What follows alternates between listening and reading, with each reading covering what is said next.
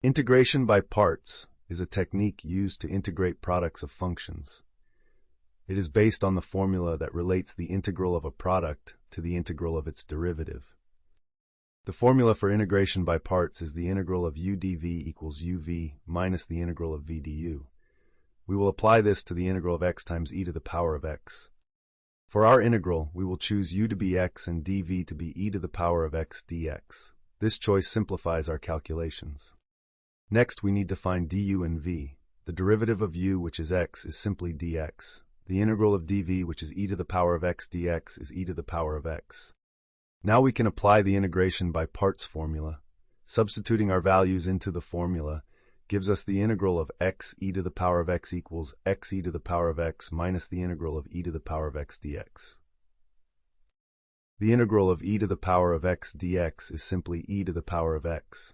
We substitute this back into our equation. Finally, we can simplify our result. The integral of x e to the power of x is x e to the power of x minus e to the power of x plus the constant of integration. To check our understanding, let's quickly recap the steps we took. We identified u and dv, calculated du and v, and applied the integration by parts formula.